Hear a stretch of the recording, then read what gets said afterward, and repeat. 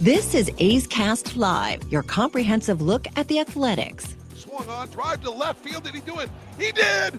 4 home runs for Nick Kurtz! He is 6 for 6! Swing and a drive, deep to left. The A's take the lead in grand fashion. And 29 other MLB clubs. Stretch of the pitch to Cal. Swing and a drive, deep to right field. There it is, number 60, the modern-day Bambino. Join us as we take you inside the baseball universe from humidors to walk-off dingers. That swung at a high, deep drive to right. Smith is back. He will not even watch it. And the A's win it on a walk-off by Nick Kurtz. We have you covered. Spend your afternoon with us, only on A's Cast Live. Here's Chris Townsend. Good morning, everybody, and welcome to the Friday edition of A's Cast Live. Is it crazy that we're a week into spring training already? This is like, because tomorrow has been, because it started last Saturday, it's a whole week, and I'm already starting to think the season is going to be upon us in no time. Well, we talked about it yesterday. I think it feels different. Vibes are different. Big win yesterday off the Schneid. Oh, you, Chris Townsend, Cody Elias. You said, Commander Cody, you did say that it was a must win. I mean, from all my years working in sports talk radio, every week was a must win for a team. And at some point, you got to have a must win. And all those people go, there's not a must win until it's elimination time. You know what? There's must wins in a season. I was asked a question yesterday. There's a time when there's a time where you got to plant that flag and you're like, boys, it's now or never. If you want to be that person, it's not over. Well, it's not over until you're counting it down. You're 18 games back in late August.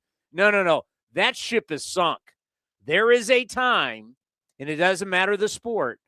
There is a time where you've got to go, we're either doing it or this thing's over. You just happened to think it was the 5th game of spring training. Might have been a little early. I live in the when you first see your tragic number when you're going to be eliminated, I kind of look at that's when your season's over. But I was asked this question by our cohort and coworker Raymond Jensen yesterday, the Karate Kid. He goes, "Has any team ever gone winless in spring training and won the World Series?" And I said, "That's a good question. I'm going to go with probably not." Has any team ever gone winless in spring training? That seems impossible. I mean, yeah, we've seen it in the NFL. Teams go winless in the preseason, or we've seen teams go undefeated in the preseason and lose every game. I'm looking at you, Detroit Lions. You got split squad games where half your guys are in Peoria and your other half's in Saltwater River, whatever it is. Salt River Fields. Salt River Fields. I mean, these teams are splitting up. You got a team in surprise. You got to so I doubt that's ever. By the way, we have not acknowledged Nate the Great got engaged. See, there's stuff that we talk about before the show, which is probably better than what's on the show. And what people will never know, including his beautiful fiance, is that when I found out that Nate got engaged, and you'll hear Nate on the postgame show once the season gets started. He can't talk at this point, but he'll talk once the season starts. I texted Nate, congratulations. And what I did know is he was right next to his fiance, which was like a whole, really nice thing, right? Nice gesture. What he didn't realize was the comedy that was going to come after that original congratulations. I didn't realize she was next to him when I was telling him the don't do it stuff that I always do to people. Well, I mean, between you telling him that and me being through 2 of them, I don't know why he would. Congratulations, Nate. Yeah, have fun with that, Nate. Just saw my kids up at Cal the other day. It's real cheap sending kids to college. Have fun, Nate. No, Nate, congratulations on getting engaged. Got the Kansas City Royals today. Bobby Wood Jr., Jack Caglione, the Pasquatch. Are you guaranteeing they are in the ball game today? No. And where are we? Are we at Surprise? They're at Surprise. We're with them. We're in their ballpark. I don't Surprise, yeah. Because they share the ballpark with the Texas Rangers. Yes, you're right. Yes. And that is the site of where I stole my first car. Talked to Melissa Guzman yesterday. A lot of people may not know this story. I stole a vehicle, and it was last spring. And there was a lot of drama with the Omni Hotel in Tempe, the rent-a-car company, our security forces with the Athletics, and myself. So I was doing the game with Chris Carey, like I'll be doing starting on Monday. I don't know if I have Chris or Johnny first, but I'll be a part of the broadcast for 4 of the 5 games next week. The only game I will not be a part of is when we're taking on Brazil, and that is going to be on Tuesday. And the 2-time World Series champion, my partner on television on NBC Sports California, the great Steve Sachs, will be on with Johnny Doskow when we're taking on Brazil, which is pretty cool. I can't wait to see that, right? WBC. I am really looking forward to how they possibly field a team from Brazil. And I really want to see, so like it's really easy to fill a WBC team with Americans, with Japanese players, with Dominican players, Venezuelan players, Puerto Rican players. But then you start looking at the other teams and you start going, how much are they stretching to get guys like Team Italy? This guy's great-great-great-great-great-grandmother was Italian. You're on the team. I'm looking at Team Brazil right now. There's one name I recognize. Dante Bichette Jr. is playing for them. How is Dante Bichette Jr. Brazilian? Do you see what I'm saying? Oh, Jan Gomes is the catching coach. Do you see what I'm saying? How do they fill some of these teams? Well, they do it because they start, Ancestor.com, and they start trying to figure out which guys that they can put on certain teams. I guess Bo played for them before too, but let me see if there's some kind of how this. I'll research, see how they can. Well, I believe their mother, she is Asian. Their mother is a native of Brazil. It says on I believe everything I read on Wikipedia, and it says their mother is from Brazil. Their maternal grandfather is of Chinese descent. Yes, but their mother is from Brazil. There you go. So I don't know how it works, but somebody with the WBC has to be researching big league players and trying to figure out how do we get certain guys on. Like I said, the American team's easy, Dominican team, Japanese. These teams are easy to fill. These other teams, you got to really, because how many really, there can't be anybody who was born in Brazil and plays in Major League Baseball. Now, if we were doing a soccer team, we'd be the number 1 seed. I'm looking at none of these names are guys that look like guys that played in the major leagues. Yeah, no. Do you see what I'm saying? I am looking at. You always joke like. So they're literally going through minor league guys trying to wait. Jazz Chisholm. This is Team Great Britain. Jazz Chisholm is playing because he's from the Bahamas. I like it. Trying to see also because you made the joke the other day about Team Great Britain. Trace Thompson, he played for them before. The brother of Clay Thompson and son of Michael Thompson from the Bahamas. We're taking guys whose dad grew up in the Bahamas, and where did Jazz Chisholm didn't grow up in the Bahamas? Yeah, he's from the Bahamas. Is he really? Yeah. I'm trying to see. A lot of guys playing here are from the Bahamas. Trace Thompson grew up in L.A. Yeah, well, let's see where it says he was born. Now he's playing. Yeah, USA. Yeah. Anyway, but I'll be there. I'm doing the game Monday, Wednesday, Thursday, Friday. But the story of Cargate, I don't think we've ever told this story. If we did, it was last spring, and it's been a year. New audience. Okay, so I'm on the air with Chris Carey. It is Royals Athletics. We're like enthralled. We're seeing ABS. I was seeing ABS for the first time. It was really, really cool. And all of a sudden, my phone just starts blowing off the hook from the Omni Hotel. And I see it, and we're on the air, so I can't answer. So I have checked out because I'm leaving after the game. And when a hotel keeps calling your phone after you've checked out, nothing good is coming from this phone call. Correct? I would say yes, you are correct in that. Like, they're not like, hey, how was your stay? We'd like to offer you more free nights. And it's nothing like that. Have I left something? Did something happen? So I find out. So I finally, we get in between innings and I call the hotel because they're now giving me like this direct number to the manager of the hotel. And they're like, do you have the car? And I go, yeah, I got he goes, that's not your car. Do you know a Melissa Guzman? And I'll go, yeah, of course. She works for the A's. She goes, you have her car. Thank God. They thought someone stole her car. That's Chris Carey. Wasn't that funny? I thought it was funny, but I didn't realize back at the hotel, there was a total panic. Like the police were called. Like they thought this car was stolen. And obviously with the A's, we're all staying at the hotel. It's like a big deal, blah, blah, blah, blah, blah.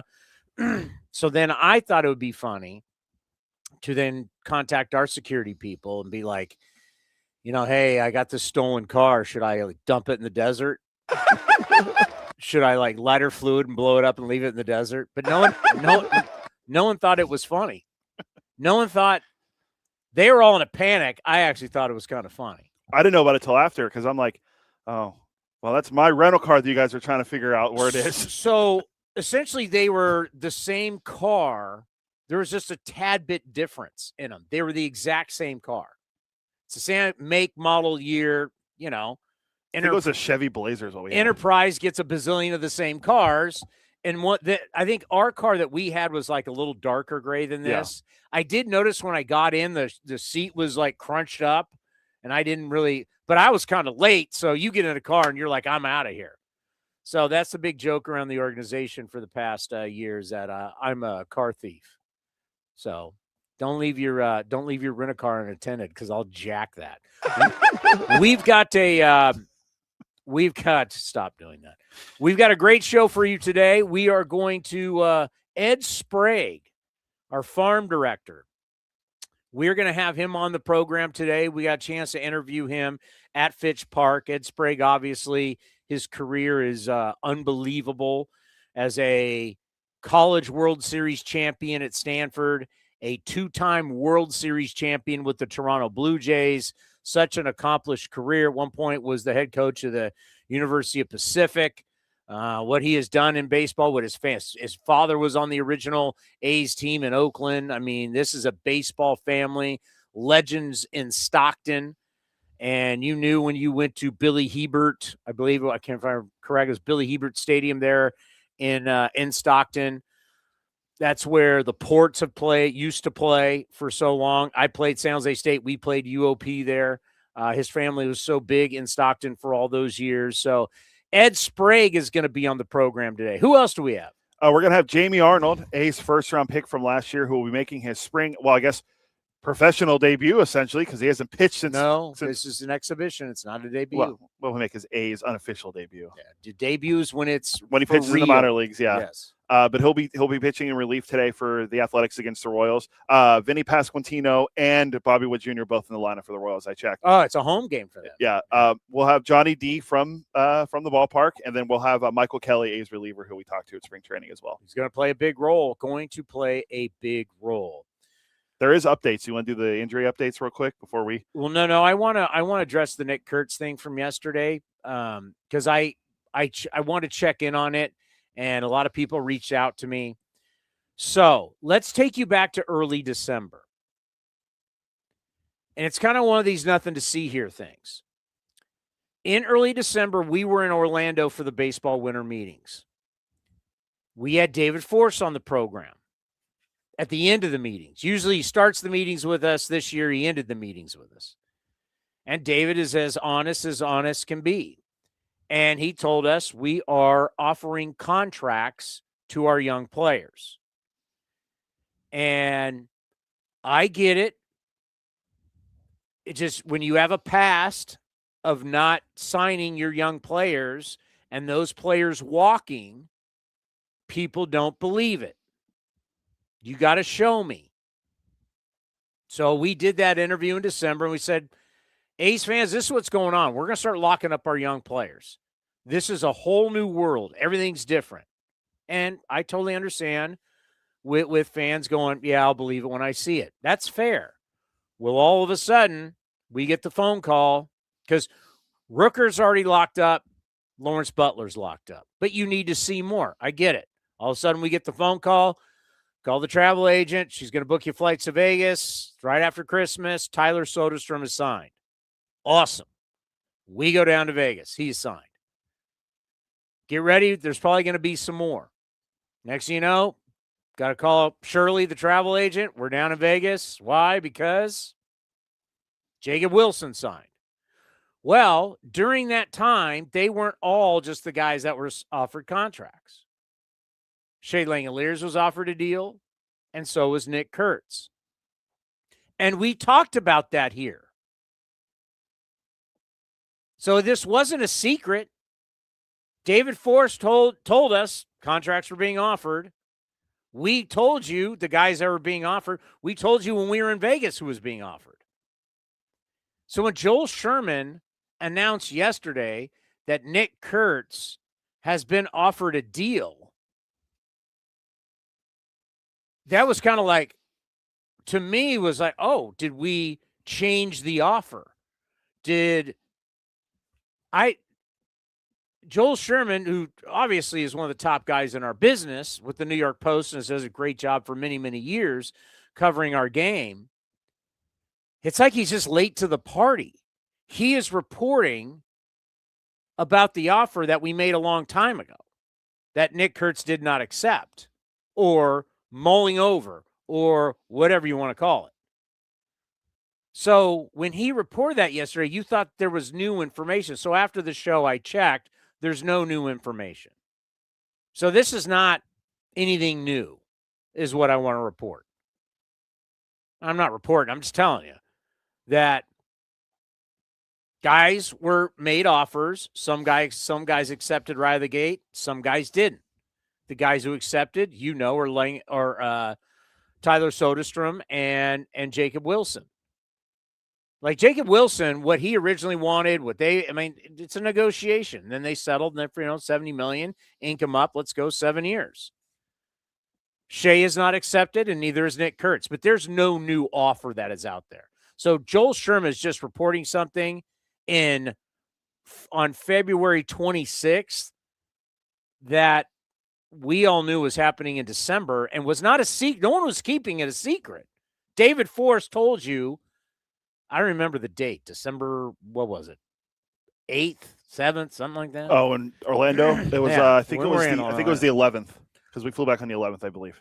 All right, so it was the 11th. Said we're offering these guys contracts, and then when we did those little mini shows at the Ballpark Experience in Vegas, we told you these guys are being offered. There's nothing new, is what I'm trying to say.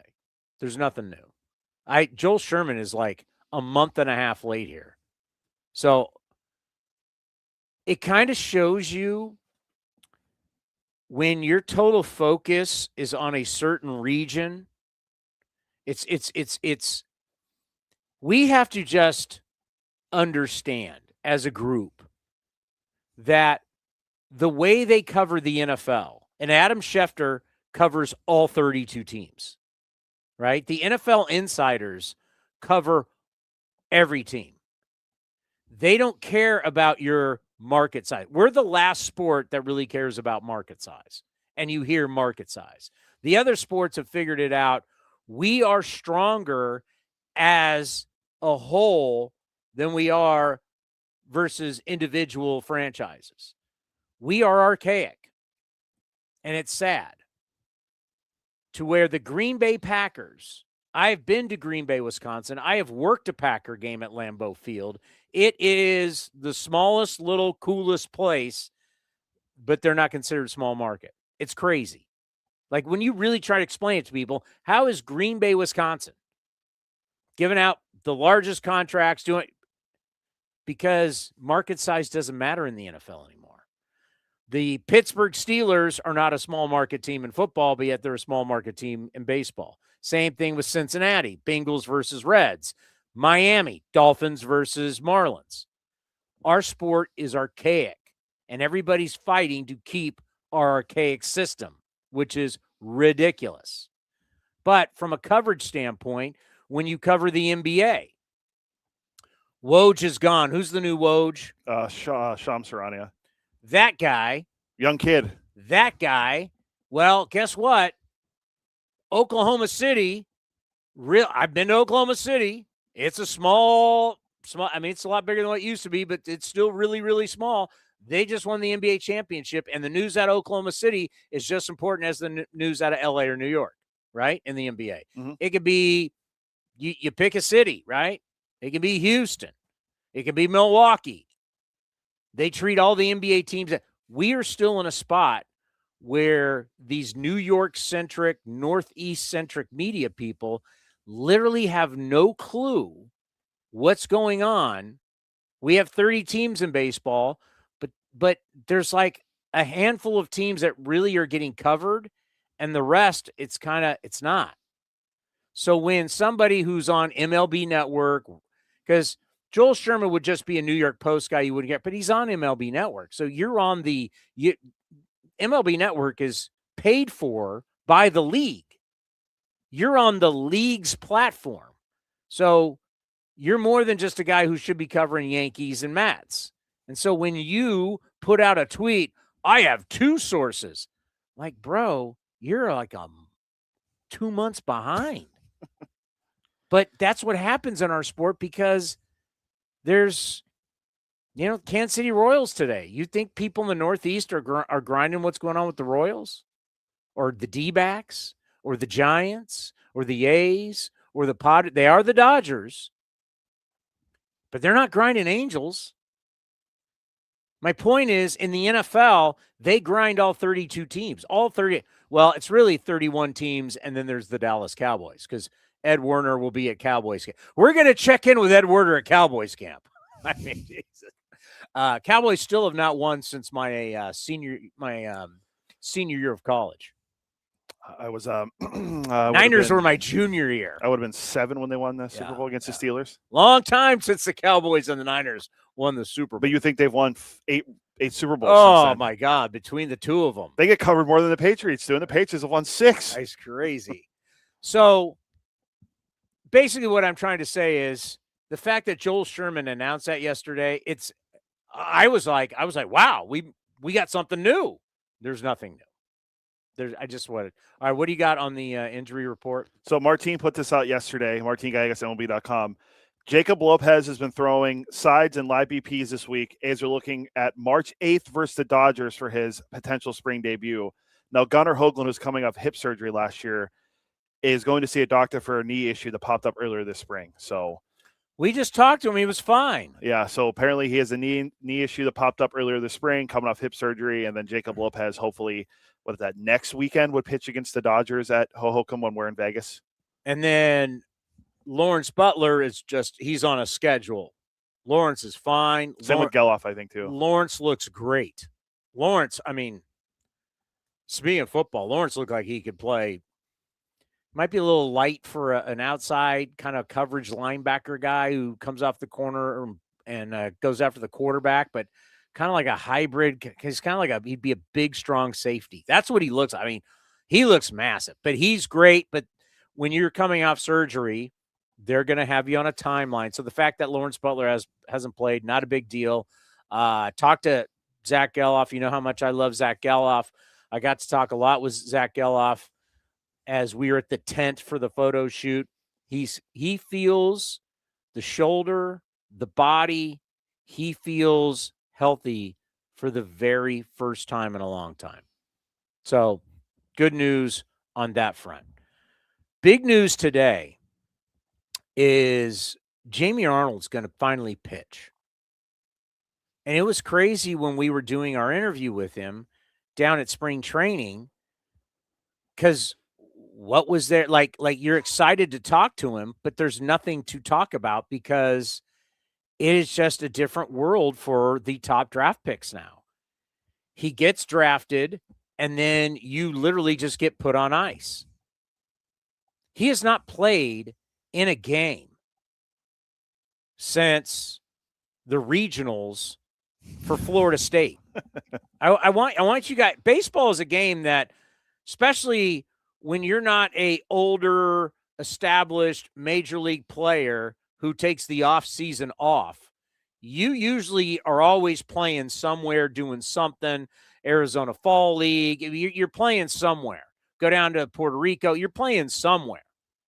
This kid was drafted by the Athletics first round. Was he the 11th pick? Yes, let me make sure. I think don't worry. I'm already on his page. So he was the 11th pick. Yeah, he was the 11th pick. When was his last game? It was sometime in 2025. That's what I was trying to find when his last game was. Pitching for Florida State. He hasn't pitched since. And it's just it's the crazy world that we live in now, with the draft being later than ever.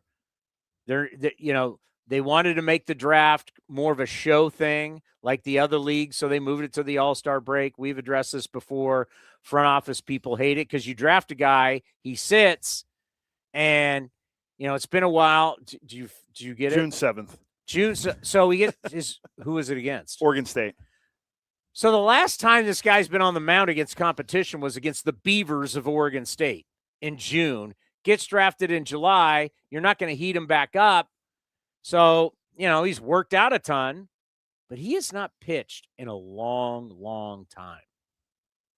And it's exciting because this kid is electric. He's just not electric, but he's electric funky.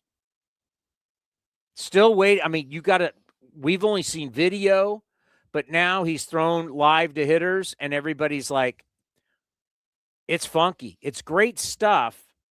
But more importantly, he's got a gift of being able to hide the baseball with his funkiness. And if hitters don't see it, and it takes a while for them to be able to recognize, because when you hide the baseball, it makes it that much tougher to figure out what is it that's coming. And that funk that you have usually comes from where your release point is, how you hide the ball behind you. Then as you're starting to present the baseball, the guys who just come straight over the top traditional makes it easier to figure out what they got. But when you're funky and you hide it, another guy you just had right there, a guy who's great at that, is Jacob Lopez. He hides the ball for a long time. So you don't need to throw 8 million miles an hour to be good. When you hide the baseball, hitting is timing, as Scott Emerson says. So pitching's the disruption of timing. Well, you disrupt a guy's timing when you're coming from an odd angle and guys don't see it. I asked Commander Cody a question today. He didn't have the answer. He actually was befuddled by this question. And I'm going to ask it to you, and I'm going to give you a little time to figure it out. Because I was thinking about this when we're talking about Jamie Arnold throwing today. Who is the longest tenured pitcher with one team? One team.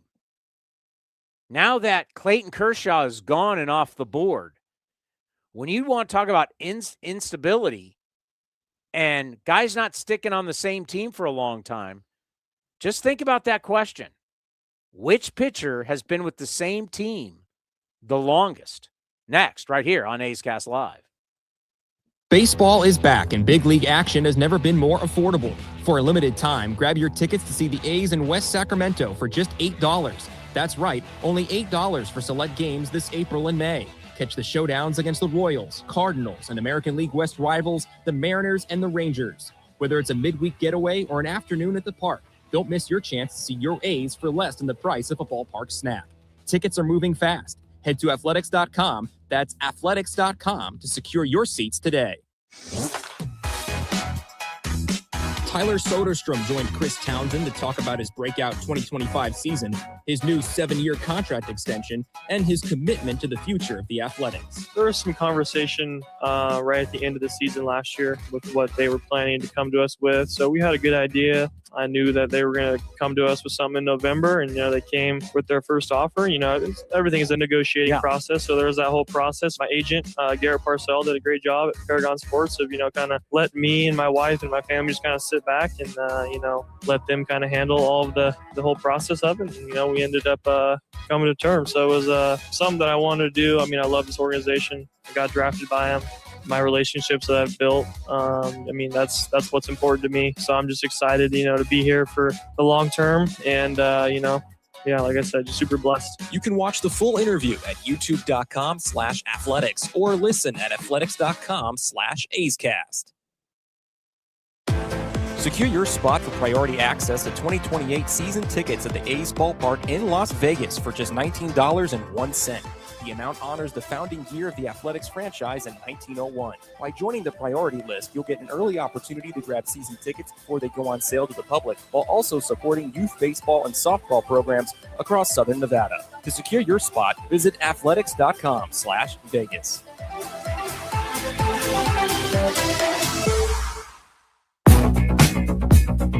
The time is now. Grab your sunglasses, A's gear, and get ready for some fun in the sun. Spring training is back as the Athletics get ready for the 2026 season. Now's the time to make plans to catch us in Mesa, Arizona, and enjoy the sunshine of your family and friends. Grab your tickets for the best seats at the lowest prices as your green and gold take on the Dodgers, Giants, Cubs, Padres, and more at Ho-Ho-Cam Stadium. Don't wait. Get your tickets at athletics.com/spring. That's athletics.com/spring. Secure your spot for priority access to 2028 A's season tickets in Las Vegas for just $19.01, honoring the franchise's 1901 founding year. Join the list for early ticket opportunities and support youth baseball and softball in Southern Nevada. Visit athletics.com/Vegas. The A's YouTube page is your go-to destination for A's video content. Get access to great highlights, exclusive behind-the-scenes content, classic games, A's Cast Live, and more. Visit youtube.com/athletics. Streaming from the studio, A's Cast Live continues with Chris Townsend.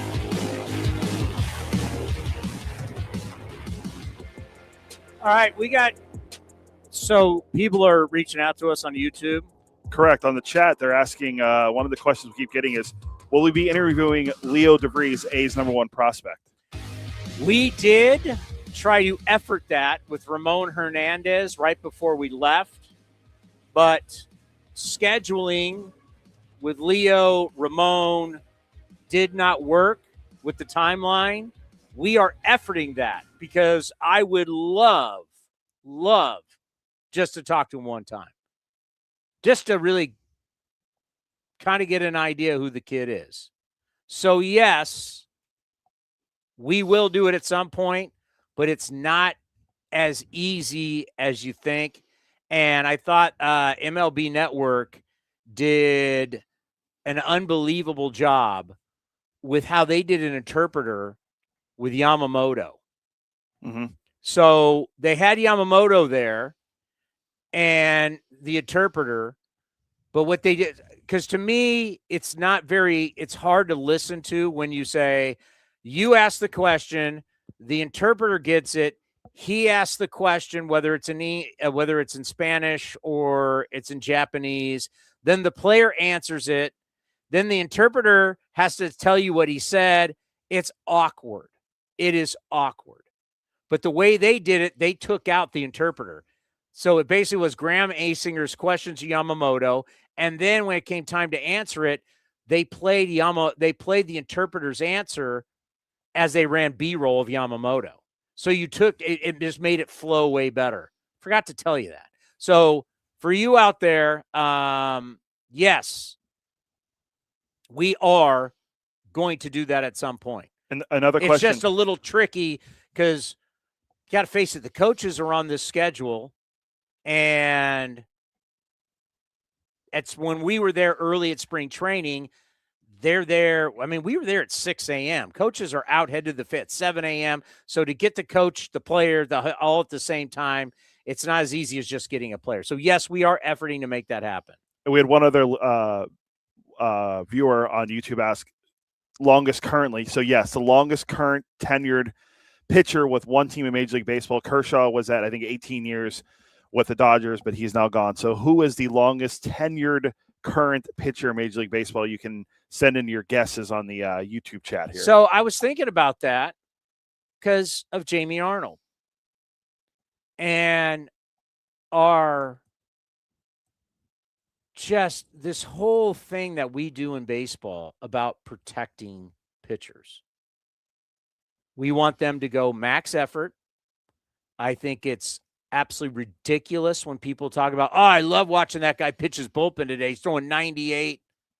We're throwing 98 in bullpens. And we wonder why guys blow out their arms. I don't care if they came into shape. I mean, the fact, our chase for velocity and these guys in the velocity and the Tommy Johns but here you go. When you start talking about longevity and you start talking about young pitchers, it's at a point to where you need to say, do I feel this kid can compete or not? Because I don't know how long I'm going to have him. And if you want an A's example, and it's something that I did back in the day, and I think I was right. I'm not right all the time, I know. But I was like, why are we protecting Sonny Gray? He's not going to be here. We're protecting Sonny Gray for everybody else. Pitch him. I'm not saying wear him into the ground, but we're like babying this kid, and he's not going to be here. When's the last time Sonny Gray pitched for the Athletics? 12 years ago? Sonny Gray's last year as an Athletic 14 was 2017. 17, I wouldn't go. So almost 9 years ago. 9 years ago. So we were like, got to protect him so he can go play 9 years somewhere else. Like, when you got it, use it. Because guys aren't staying. That was my whole point was that I asked him, Cody, who is the longest tenured guy with one team in baseball? Because Kershaw's gone. I had no clue. And, of course, I'm lazy and I don't want to research it, so I go to Cody and I'm like, figure it. Cody had no clue. You had no clue. The first guy I threw out was Logan Webb, and he's only with 8 years. There's actually a couple guys more tenured. Brandon Woodruff's the guy. I think he's entering his 10th year with the Brewers, which is crazy. I know he missed all of 2024, but he's on 10, but he's not the leader in the clubhouse. And they're talking about his stuff is way down. Yeah, so there is a leader in the clubhouse. Aaron Nola. Who would have guessed Aaron Nola? He's going to be on his 12th year with the Philadelphia Phillies. That's where we are with pitching. Who would have guessed it? When I asked that question, and if you're driving around or however you're watching or listening today, how many people knew Aaron Nola? I didn't. Wouldn't have thought. He didn't come to mind. But that's where we are. The guys who are on your team right now are not going to probably be on your team long term. So I think you should use the guys while you got them. You got them now, and you got them for X amount of years. Players aren't playing as long as they used to. Is Jamie Arnold going to have a 20-year career? I hope for the young man he does. Will it all be with the A's? Odds are no. So the point is, like last year, we're sitting there in spring training going, I don't know, man, Nick Kurtz looks really good. Nick Kurtz looks really good. And I was in spring training last year going, we got to move Sodi. You can go back. It's documented. I was saying it last spring training. Where are we going to play him? Nick Kurtz is coming. Where are we going to play him? And you know what's great? He went to left field, and he's a Gold Glove finalist. Well, I'm saying it now like I did Nick Kurtz last spring. Nick Kurtz is coming. Jamie Arnold's coming. Hasn't thrown a pitch against a batter yet. I'm telling you right now, these kids out of college are more polished, ready to compete. These old school numbskulls, you got to have 800 innings in the big leagues before it was it 500? I think it wasn't 1,500 bats and 500 innings. Yeah, it was like 550. He's got to have 500 innings in the minor leagues before you're ready. You got to get some dirt in your spikes. You know what? You old archaic people, beat it. The other sports, you come out of college, you're ready to rock. Well, baseball is different. Wasn't different for Nick Kurtz. I mean, if you think this kid is that good and you think he can get people out now, and that's everybody's starting to talk about, and trust me, if they're listening to the clubhouse, they're like, pump your brakes, Townsend. Okay, well, when I see him in June and he's mowing people down, I'm going to tell you, you couldn't have done it 2 months earlier. Use these pitchers win with them now. Stop telling me that you're going to win with them 8 years from now. Win with what you got now. Smoke them if you got them. That is the mentality we need to adopt, and the A's are actually doing it. The A's, as you've seen, Jacob Wilson's hitting 400 at every level. We just going to make him the Wade Boggs of the minor leagues, the Tony Gwynn of the minor leagues, or do you want him to hit at the big league level? You know what David Forrest said? Bring him up. Nick Kurtz is a man among boys. What are we getting as a business? This is a business. We are in the entertainment business. What are we getting for our entertainment business of having Nick Kurtz just beat up on AA and AAA guys? What do we get out of that? Nothing. Bring him up. Mason Miller. That's what I was looking at. Mason Miller was a guy that when we were in the treehouse and David Forrest said, I don't know how long he's going to last, but we're going to bring him up. You know what? Bravo, David Forrest. Because David Forrest is not pulling this stuff. He's not worried about your contract. He's not worried about when you're going to be a free agent. David Forrest is bringing guys up, and I applaud him for it. I do. You can't say enough about what David Forrest has done. David Forrest is doing an unbelievable job. And I'm just not saying that because he comes on our show. David Forrest, if you just look at it, our international scouting is starting to be copied by other teams. Other teams are looking at how we have gone into Asia and what we've been doing there. I mean, it's impressive. But you look at the guys, the draft, you take the entire front office, Eric Kubota, what he has done with the draft all these years, the way they've drafted, the way they're bringing guys up, bring them up. You got guys that can win now, win now. I don't know what 6 years is going to look like. And I know we talk about all the time, 2028, Vegas, 2028. We have no idea what any of us are going to look like in the next couple of years. Life comes at you fast, and life guaranteed brings a lot of changes.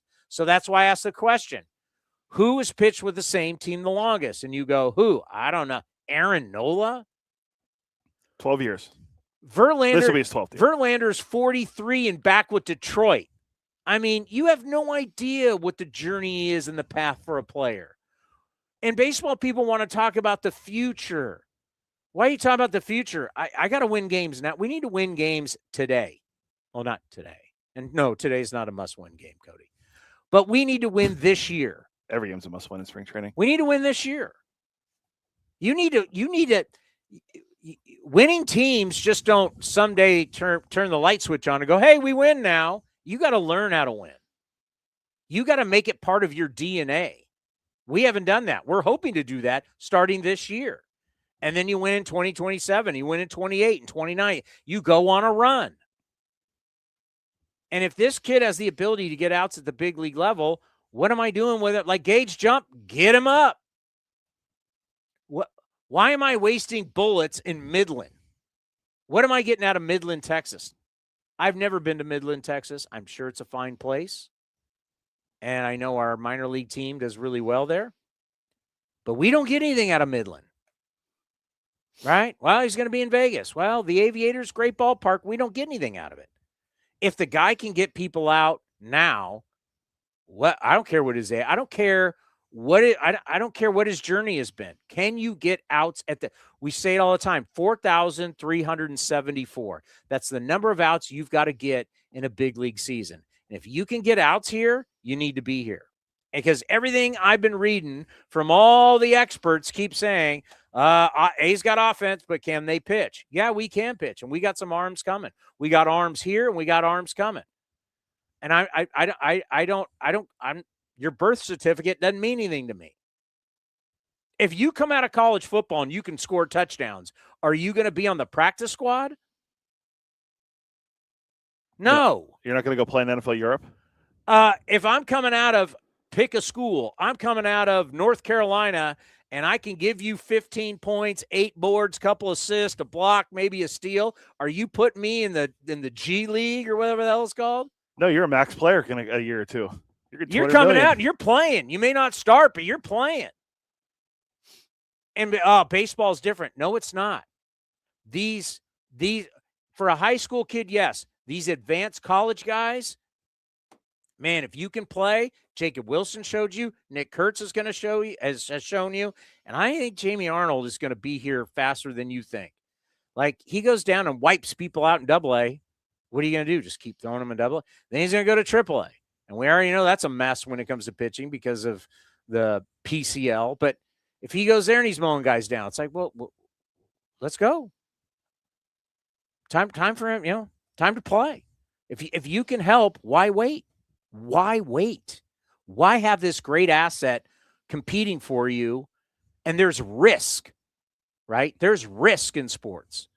Why risk? Why have risk in the minor leagues? I'd rather have risk in the big leagues. And the great thing is, and Jim Leland, the Hall of Famer, because I can't remember who we were talking about, bring him up. If he struggles, send him back down. And Jim Leland said this. He goes, if you bring a kid up and he struggles and he goes back down and never comes back, he would have never made it anyway. So if you bring a guy up and he struggles a little bit and it's not his time yet, that's fine. You got his feet wet, gave him the opportunity. So Jamie Arnold, I know it's our first look, but everything that people are saying is this is electric. Like, he could have maybe been the first pick in the draft. I mean, we have been lucky that we have gotten a couple guys that for some reason, whatever it is, they didn't go one. You'd redraft today. You think Nick Kurtz goes number 1 overall? Yeah, I think there's no doubt. No question. So Jamie Arnold, if Jamie Arnold's on a big league mound this year and he's mowing dudes down, you're going to go, could he have gone number 1? I mean, that's how he was at least looked at as a top 5. He went 11, but he was looked at one of the top guys. And luckily we got him at 11. But when the time is right, you got to go, man. You got to go. And we need to stop with this. Got to protect guys. Aaron Nola is the longest tenured guy. The odds that a pitcher stays on your team for the Clayton Kershaw may be the very last pitcher in the history of baseball to have a long career all with the same team. And you look how they had to keep signing 1-year deals and they're bringing him back. There was the emotional part. There's the ceremonies. He's going to miss the first 3 months of the season. That happened a lot. You had all that, right? I don't know if that's ever happens again. So if you got a guy for 7 years, why would any team wait for it? And now, even with like a Paul Skeens situation, we don't know what the next CBA is going to be like. So maybe there is a way with this next CBA, it's easier to keep your own players. Hell, they could come up with something like the old Larry Bird exemption. Do you remember what that was? Wasn't he able to go back to play or something? You had the ability to pay your one guy more than anybody else. So I don't know what rule they'll come up with. I don't know what the rules and the parameters of the next collective bargaining agreement is, but just think about Pittsburgh when everybody's like, you got to trade Skeens. This next CBA, Skeens' best contract might be with the Pittsburgh Pirates, and he may stay there, but he may not. But we don't know. Pitchers don't tend to stay with the same organization forever. So might as well use them while you got them. Who do you want to go with right now? Jamie Arnold. You want to go with Jamie Arnold? Why not? We just talked about him for 25 minutes. Why not to play him now? We're going to still talk about him. Yeah, for sure. Because then we can play Ed Sprague talking about him as well. He's the story. Yeah. He's the story. He's this year's Nick Kurtz. And it's in the pitcher form, right? They're both out of the ACC. They're both highly advanced for their age. These colleges are prepping these players better than ever before. They're coming to us as grown men. ready to compete is the best way to put it. This is not like, you know, how we make it sound like the kid shows up with one bag. He has like a pair of underwear, a shirt, and shorts. And how do I get into the stadium? We act like everybody's Roy Hobbs, right off the farm. Isn't that amazing? R.I.P. Robert Redford. Yeah, no doubt. One of the great movies of all time. One of the great actors of all time, but one of the great movies. But we act like these guys are all a bunch of rubes off the farm. You know, their parents are standing at the door of the farm. Good luck, son. We'll ride. And the guy shows up. He's got a suitcase. I'm here to compete, sir. Well, you got to go to the minor leagues, son, because you need to learn how to play this game. Like, stop with the archaic mess. No, these kids are competing at a high level. They've got the best technology around them. These colleges have so much money because of football and basketball and the television contracts and the merchandise. Let me tell you something. Florida State is flushed with cash throughout their entire athletic department. When Jamie Arnold pitched, he had everything. Edgertronic cameras, Rapsodo, they got it all. They've had it in college baseball. This young man's ready to go. And here's our conversation with him earlier at spring training. Jamie Arnold with us here on A's Cast. And you might remember the last time we saw him, he just got drafted. You had the family in Sacramento. Everything was going great. And then now we're seeing you for the second time. But I can't ask you about anything playing because you haven't played since Florida State. Is that weird? It is. You know, I'm very excited to get back out there and play. But, yeah, my last in-game outing was in June, so It's been a while. I've thrown some lives, but nothing compares to when there's fans in the stadium and a defense behind you.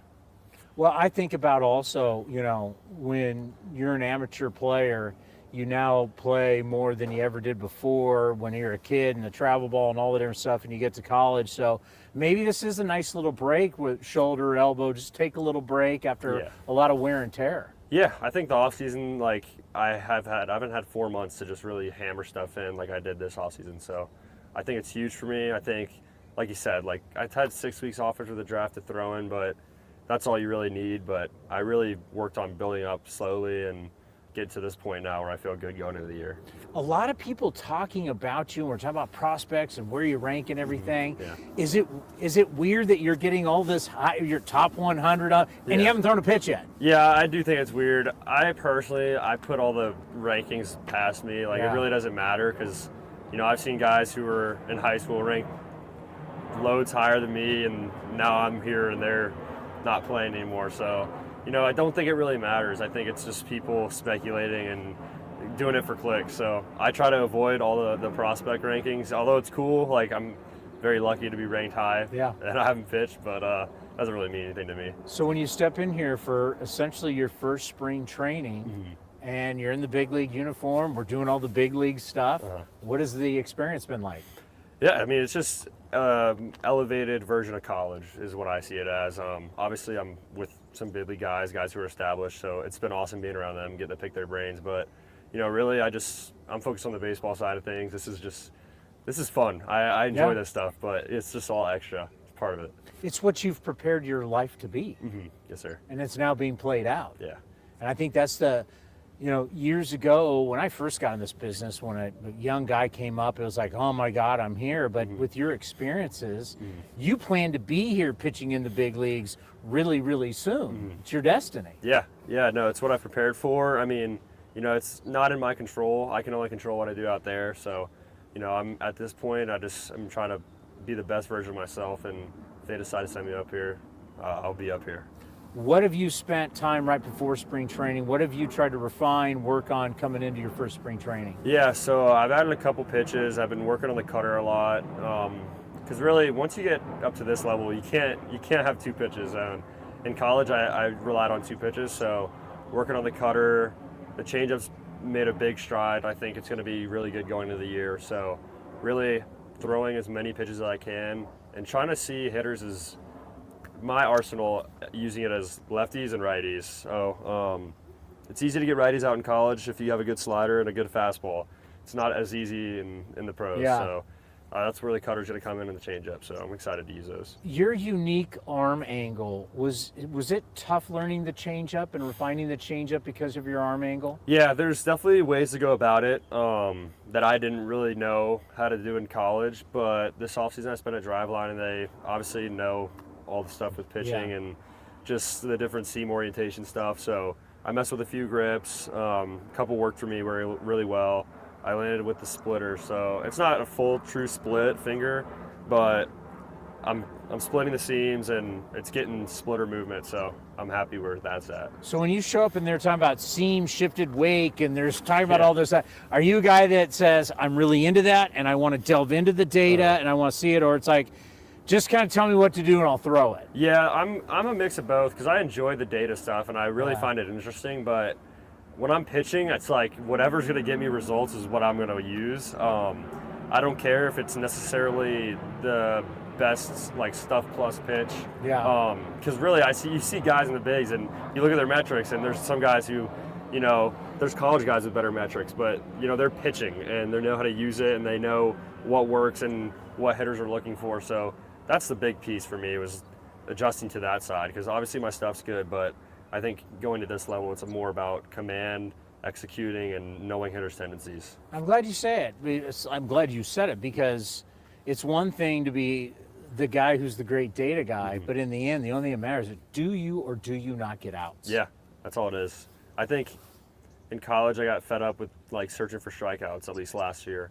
My mindset has shifted now to really like, I'm just going to go and try to get outs. Because that's what gets you moved up. It's really about results now. So, all right. So I've been asking everybody, what's the coolest thing that's happened to you, or something that you did this offseason? No baseball. Yeah. Something that's not baseball. Just hanging out with my family. I spent a lot of time with my mom and my brother. He was kind of in a gap year situation. He had just graduated in May, so he started working in January.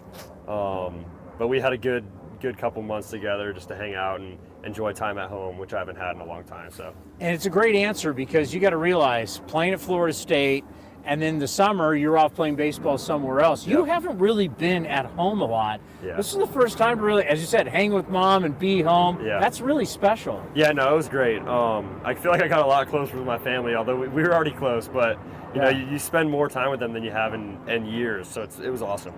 Because we got to see the whole family when you got drafted. We got to see them. So are we going to see a lot of the family in Sacramento once you come up? Yeah, definitely. My dad's already looking for spots in Vegas. He's way ahead of himself. So, yeah, they're definitely going to be around. We're a big family. We love each other, so they'll definitely be around as much as they can. Well, I'm speaking for all A's fans. We can't wait for you to come up, and it's not going to take long. So do well down there, and we're going to see you very soon in Sacramento. We can't wait. And I know you're going to be thrilled just to actually have fans in the stands and pitch to somebody for the first time in a long time. I will be. I'm excited for it. There's nothing that gets me more fired up. So, well, you stay healthy. I will. Do what you do, and we'll be having you a lot here on A's Cast. Yes, sir. You bet we will. And he said something right there that's very, very important. I mean, very important for a young pitcher in today's age. We talk about it next right here on A's Cast. Secure your spot for priority access to 2028 season tickets at the A's Ballpark in Las Vegas for just $19.01. The amount honors the founding year of the Athletics franchise in 1901. By joining the priority list, you'll get an early opportunity to grab season tickets before they go on sale to the public, while also supporting youth baseball and softball programs across Southern Nevada. To secure your spot, visit athletics.com/Vegas.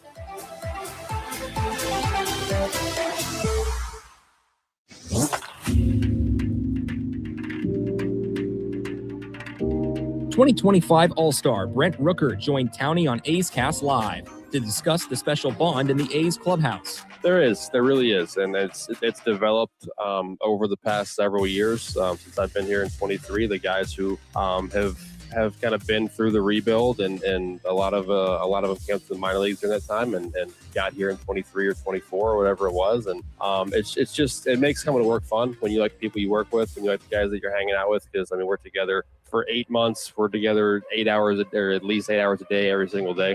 So we're hanging out, and it makes it easier to perform, easier to improve, easier to want to show up and grow as an individual and as a group when you like the guys you're doing it with. You can watch the full interview at youtube.com/athletics or listen at athletics.com/A'sCast.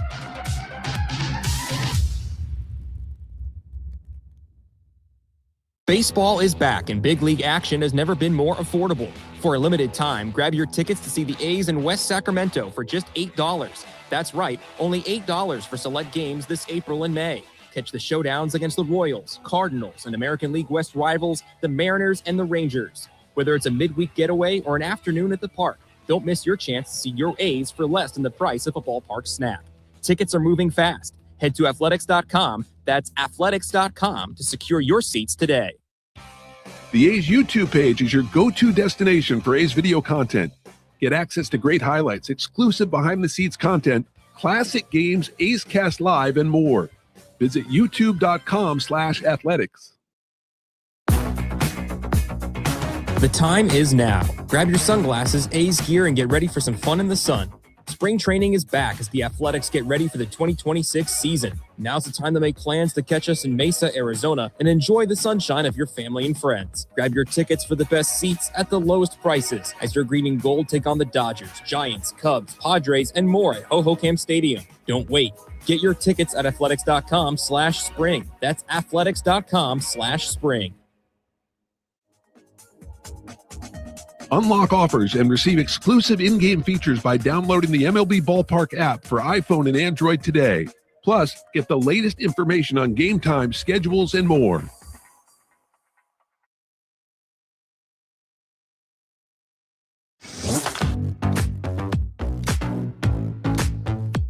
A's Cast Live continues from the studio. Here's Chris Townsend. So the A's won yesterday, and there was something different. Do you know what it was? Brent Rooker had a home run. Nope. Not different. Brent Rooker hits home runs. Well, we haven't had a home run all spring. That was the first one. Nope. I don't know. I don't have a guess. There was something different about yesterday's game. Besides the win? There was something different. Something was in the mix was different. Somebody was there versus somebody who wasn't. Chris Carey? Johnny D wasn't. Johnny D wasn't. I don't know. Yeah, I mean, we have not had a winning record since Johnny Doskow has showed up with the A's. I just talk about data and facts. We're a data-driven industry. Have we been over 500 since Johnny D has gotten here? That is correct. We have not. Have we had a playoff run since Johnny D has gotten here? We have not. I I'm mean, just saying. I guess you could say the same thing. Because I guess with Chris Carey, but Carey also got us a win yesterday. We've had plenty of big wins with Ken Korak here. That's true. And he's been on some unbelievable calls with the great Bill King and others. But yesterday, Johnny took the day off. And we won. We will address that at 11:30. Is he worried? I mean, at some point, you got to look in the mirror and ask yourself, is it you? I don't think we have any Johnny drops. I used to have all those, bro, that's not cool, bro. It's not cool. Management might be listening. They might think it's my fault. Let's pause 10 seconds for station identification right here on A's Cast.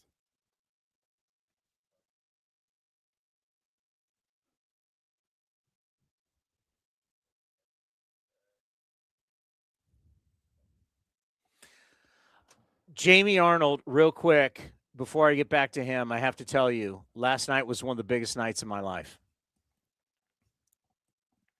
Well, you were Cal basketball the night before, so wasn't that? Was not Cal, and I was very upset that I went to Cal SMU and Eric Dickerson was not there. Because basically, Craig James, Eric Dickerson, the Pony Express, if you're not old enough to remember, that's when we were really paying guys in college football. It led to the death penalty of SMU football. That's all I know about SMU. My cousin went to SMU. I know it's just around Dallas. I know nothing about Southern Methodist University, except when I was a kid, the Pony Express, Craig James and Eric Dickerson was the real deal. They were selling out Cowboy Stadium back in the day. They were paying all their guys. It was a glorious time. Now everybody's getting paid. Back then, only the good players got paid. Now everybody's getting paid. Cal, that was Cal won that game, right? They beat SMU. Cal's got 20 revenge wins. for Sonny Dykes leaving. That's 20 wins now SMU, for the Mark Matson, the Cal Bear basketball team. So why was last night the greatest night of your life? I won at bingo. Oh wow! Yeah, it was last night at our country club was bingo night, Mardi Gras theme, and I was basically the Dan Marino of bingo. So I am one of the youngest people there. There's no question, and a lot of people there. Big night. I started to feel like Dan Marino, like I couldn't win the big one. All of a sudden, I'm being told I got drip. Well, it's something about, you know, when Phil Mickelson couldn't win a major, Dan Marino hasn't won a Super Bowl. That's where I was with this bingo. And bingo is intense because they start calling numbers. And as you keep, your dauber and you keep doing the numbers, you start realizing some lady who's much older than you is going to be calling bingo soon. The longer it goes, you're in trouble. And you're close, but you're going to hear bingo, and you're like, son of a. I had been shut out for a year and a half of doing bingo. I first thought there's no way I'm ever doing bingo, and then I got talked into bingo, and it's a great buffet, and I realized, like, churches are big with bingo. I should have been doing bingo years ago because it actually is a lot of fun, and so people, like, make fun when I say that. But, yes, I like hanging out with the older folks at the club, some of the guys that I play with, and they talk me into bingo. And now I got a bunch of the young guys going to bingo, and it's for high stakes, man. You're making cash, but Cody, have now won. Congratulations. Yes, I would say I'm like John Elway. John Elway won his first Super Bowl against Green Bay. That was in San Diego, right? At Jack Murphy Stadium. Yes. And remember Pat Bowlen, they're like pulling the monkey off his back, and this one's for John. That's how I felt. Just like Steve Young getting the monkey off his back when he won. That's like me. The one thing I didn't win anything. When we flew back from Vegas for Jacob Wilson's press conference, the highlight of my year, maybe my life, is I finally got to be the first person off the airplane. God, you were such a dork. We're talking about winning money. I've won money in Vegas on slots. The few times I played, I've won. Nate, I'm a winner. Nate, in my ear, because I know you can't talk. Nate, is that one of the just Nate, how do you feel about that story? Wow. He's not even there. Your big thing is you're the first guy off the airplane? I've still never been the first bag at baggage claim, though. You know how they have my God. These are the things I look forward to when I fly. Is that like the type A personality thing? Maybe. I don't know. My wife in Vegas, we were in the Bellagio, and they got the great Steakhouse Prime, and we were waiting for our reservations, and my wife won $75 at the slot right in front of Prime or right by Prime. You would have thought she won $1.5 million. She was so jacked, and we went in, and it was in March, so it's in March, they have that patio that's open only certain times of the year. And so it's here's something for you folks. You want to have like an unbelievable date night. So when Nate is having his first year anniversary, or anybody that's having a special one, I'm telling you right now, prime steak at Bellagio, get on the balcony there, the little or it'd be a patio, not a balcony, be a patio. It's only open certain times. They don't have it open when it's, 100 and whatever, but they have it open. And so the fountains go off like every half hour. So as you're sitting there having this wonderful steak dinner, you're looking at Paris Hotel and the fountains are going. And man, my wife and the waiter came up and she was like, I just won $75. It was a big night. Big night. My bachelor party in Tahoe, one of our buddies, you know him. He works for Cal. He will remain nameless. He put money in a slot machine and won like 55 cents. I've never seen someone celebrate. So he acted like Cal just won a national championship. 55 cents. All right, we're going to get to Ed Sprague here. Jamie, wait a minute. Where am I on time? You still got like 2 or 3 minutes. Okay. Did you hear Jamie Arnold? I don't care about Stuff Plus. Yeah. I don't care. Like, I believe all that stuff matters, right? There is a reason why professional athletes use technology to help grow and help reaffirm what they're doing. It is real. This is why when you look at a PGA Tour golf event, I was just down at the AT&T at Pebble Beach, and you're at the range, every one of these guys, they all have different ones now, but essentially, let's call it TrackMan. There's different versions of it now. People make it. But every single time they hit a shot, they look at it. They want to know when their club hits the ball, what is the ball doing? Where is it going? How far does it go? How does it spin? Is it low? Is it high? Is it going left to right to left? You're perfecting your craft. And so as a golfer does on the driving range, a pitcher does in the bullpen. Pitcher wants to know when it's coming out of his hand, what is the ball doing? Pitching coaches want to know it. The pitchers want to know it. It makes you better. The thing is, when you get out on the mound, just like a golfer on the course, you don't have that technology with you, and nobody cares. The only thing that matters is, do you get that golf ball in the hole in less shots than everybody else? And when you're out on the mound, do you get outs? Do you get hitters out? Hitters don't. Does anybody looking at your, Eno Saris is tracking your Stuff Plus, but is our buddy Eno Saris from The Athletic. But when people are sitting there having a sausage and a beer and they're watching the game and you're giving up a 3-run home run, does anybody care what your Stuff Plus is? No, they want to just see you get outs. I don't care if you throw the ball 40 miles an hour and ephus pitch and you get people out, right? I don't care if you put snot on the ball. You put snot on the baseball? Vagisil and however you get people out, I don't care. I don't care if you're scuffing it. I don't care if you're using spider tack. Oh, you can't do that anymore. Oh, controversial. But I don't care how you, like, if an ace pitcher is out there dealing, however he's doing it, just do it. That's why all the time it's like, just get out. That's all I care about. And this kid's got that mentality. He is not like, the grip of the data and the technology has not overtaken him. Because even Scott Emerson, our pitching coach, who is of this same mindset, somebody will tell you my data is great. And you're like, yeah, but you got a 5 ERA. I'm so great. Your spin rate is, but it's like the Bugs Bunny. Dun, dun, dun, dun, dun, crack. Dun, dun, dun, dun, dun, crack. But coach, but look at this. Look at the spin rate. Horizontal, vertical. Hey, look at that. You can't get anybody out. So but his expected ERA. Yeah, my expected ERA. Yeah, but your real ERA is. And I like that. This kid is a gamer. He's coming. Ed Sprague, as we told you earlier, 2-time World Series champion, college World Series champion at Stanford, an unbelievable big league career. Our farm director, he's been a head coach at University of Pacific. He's done so much in this great game. His dad, as he's going to say, was on the first roster of the Athletics when they came from Kansas City to Oakland. The baseball family, the Sprague family, is legendary. And whenever we can sit down with the farm director, it's a big deal. Here is Ed Sprague.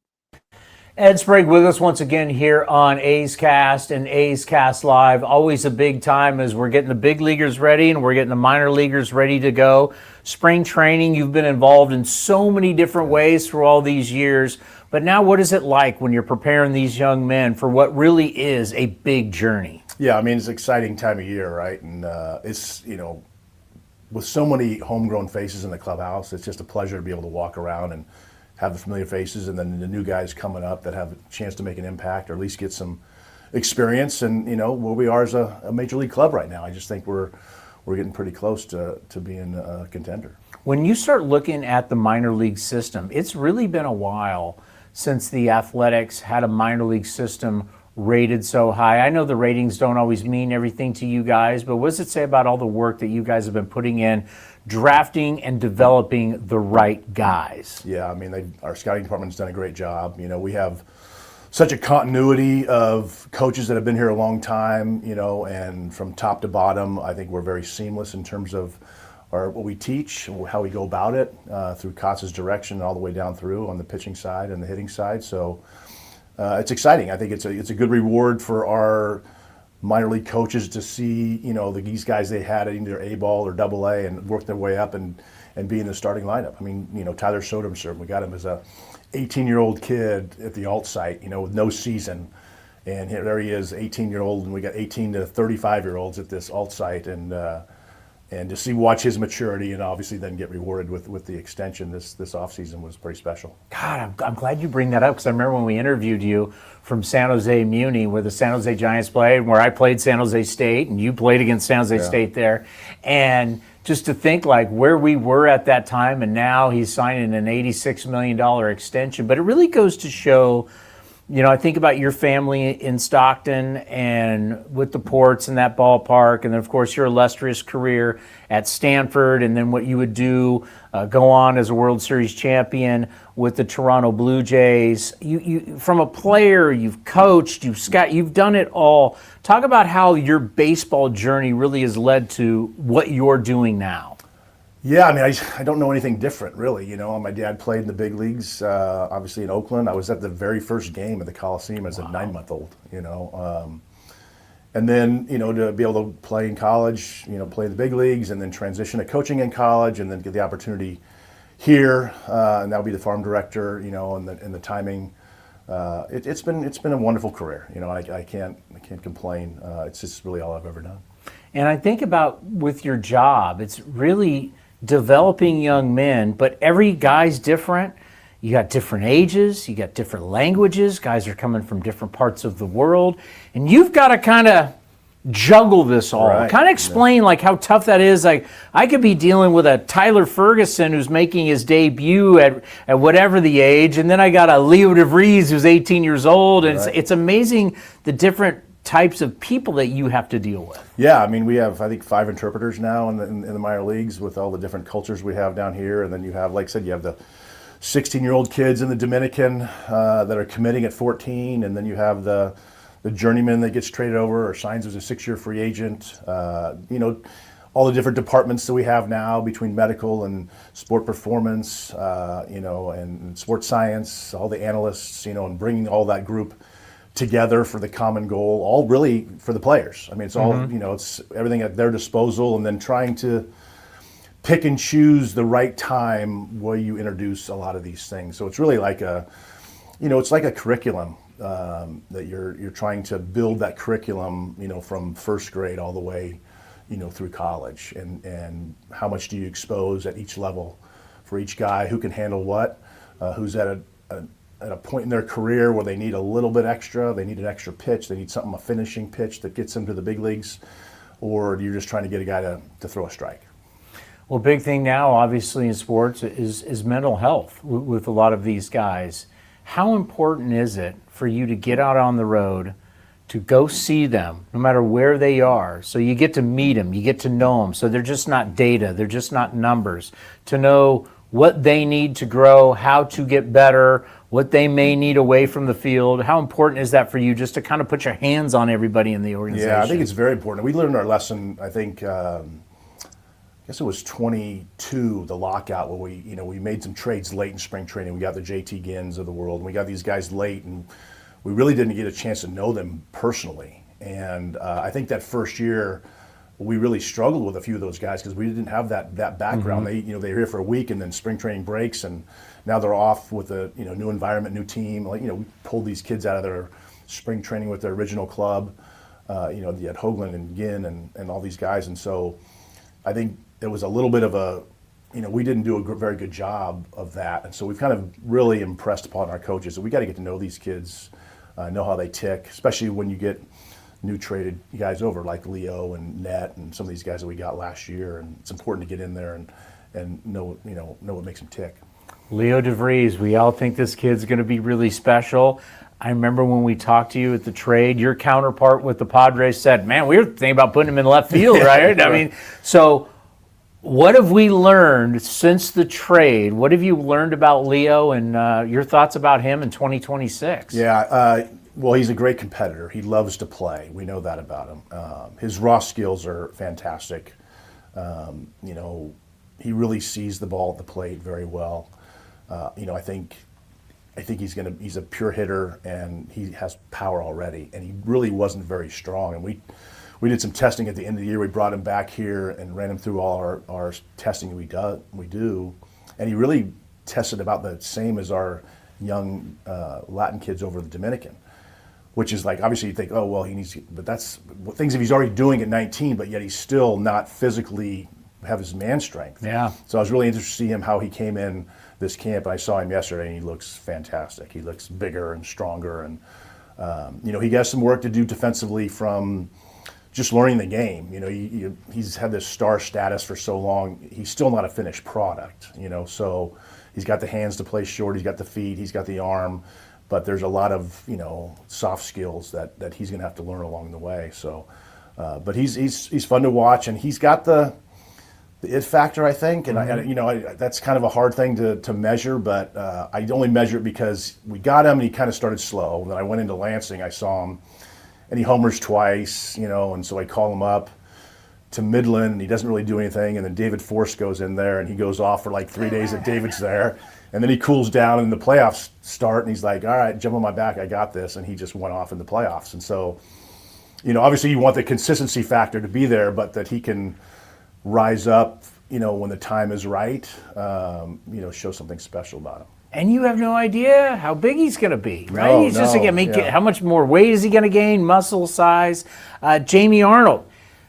It's so interesting. I did the interview with him today, and he hasn't thrown a pitch. Yeah. Just the way the draft is later. I understand how baseball wants to highlight it, but then by the time you sign, you've cooled down. You're not going to heat a guy back up. But this kid is electric. We think he won't be in the minor leagues for a long time. How do you go about handling like a pure ace-like guy out of college, thrown a lot of innings? There's the experience.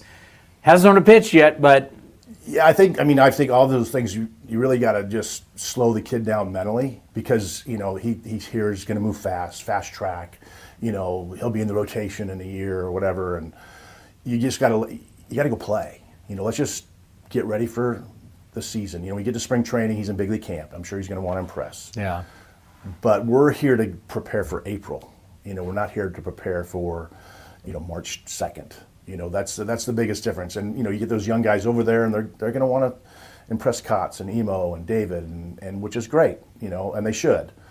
But at the same time, we want to get them built up so they can last for the whole season and be out there, be available, put up the numbers. And if you do that and you have the talent, then you're going to end up where you end up, wherever that is. And so don't be overly concerned with where you start. Stay on the field, teach them major league habits about how to prepare themselves in between. The season is very long. They don't understand it. Most guys, I play in college, I play in summer. It's different. Mm-hmm. You're gonna play for 6-7 months. It's a grind. You're on buses. It's hot. There's a lot of different things, and so that you have to learn about being a professional in your first year. Yeah, see, he hasn't faced a hitter since June, so we don't want him coming to spring training game 1 acting like it's game 7 of the World Series. Right. Yeah, I mean, hopefully they found a soft landing spot for him to put him in there for the first time, and hopefully he's not, overthrowing the ball. Braden Nett, we got to talk to also. He came over in the Mason Miller trade with the Padres.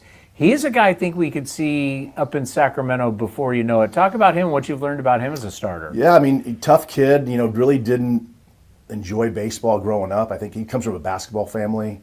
Long and lean. Yeah, and I think he went to junior college to play basketball, didn't like it, went back. I think one of his coaches said, hey, come pitch for me, and he went and played, and then next thing you know, he's got a professional career ahead of him. But I like him. He's comes from humble backgrounds. He's a very tough kid. I think he really enjoys to compete, and he's got the mix on the mound to do it.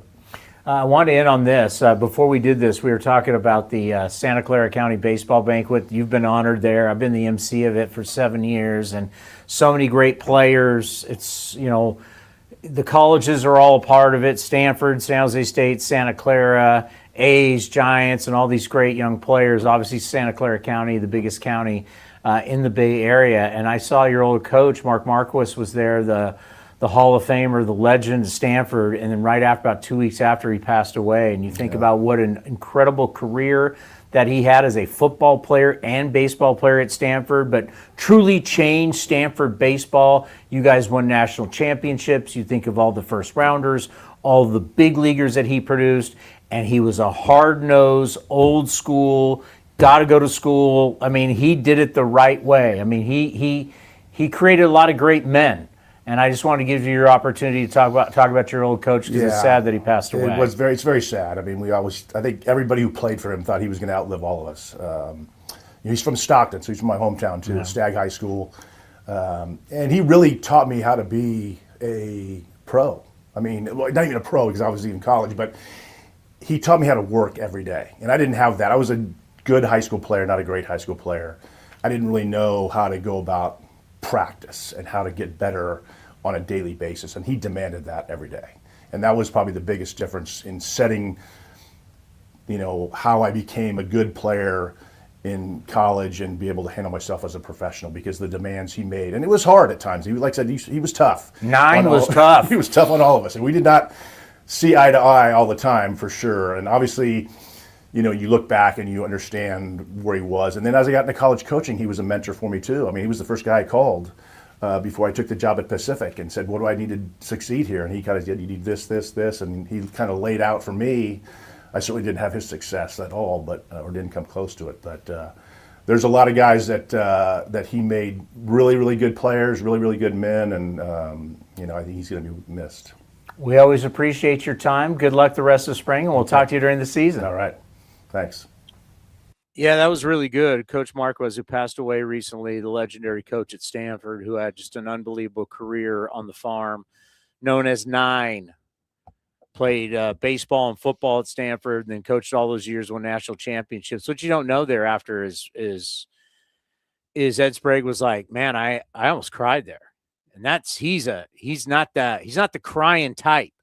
He got a little emotional talking about his old coach. It just shows you how much coaching really means. Doesn't matter the sport, how you mold young men and young women as a coach. And in college, is your job is just not to win games, but educate, teach, and get these people ready for life. Like he said, I had my struggles with him, but first time he gets a job, he calls his old coach. Coaches mean a lot. They mean a lot, and you guys do great jobs out there. If any of you are listening.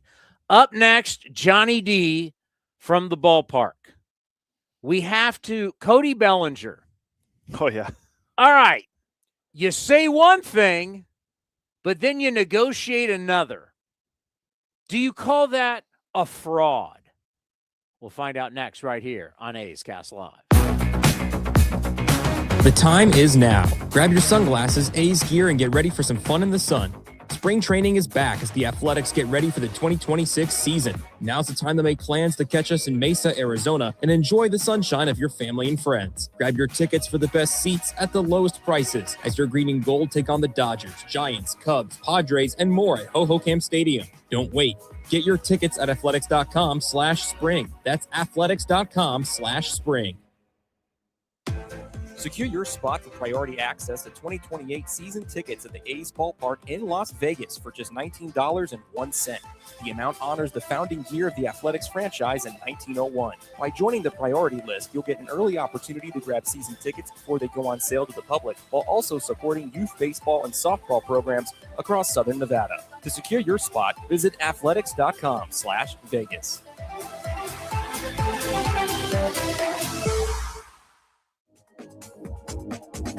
Unlock offers and receive exclusive in-game features by downloading the MLB Ballpark app for iPhone and Android today. Plus, get the latest information on game time, schedules, and more. The A's YouTube page is your go-to destination for A's video content. Get access to great highlights, exclusive behind-the-scenes content, classic games, A's Cast Live, and more. Visit youtube.com/athletics. Baseball is back and big league action has never been more affordable. For a limited time, grab your tickets to see the A's in West Sacramento for just $8. That's right, only $8 for select games this April and May. Catch the showdowns against the Royals, Cardinals, and American League West rivals, the Mariners and the Rangers. Whether it's a midweek getaway or an afternoon at the park, don't miss your chance to see your A's for less than the price of a ballpark snack. Tickets are moving fast. Head to athletics.com, that's athletics.com, to secure your seats today. American League Rookie of the Year Nick Kurtz joined Chris Townsend on A's Cast Live to discuss his historic 2025 campaign and becoming the first athletic to win the award since 2009.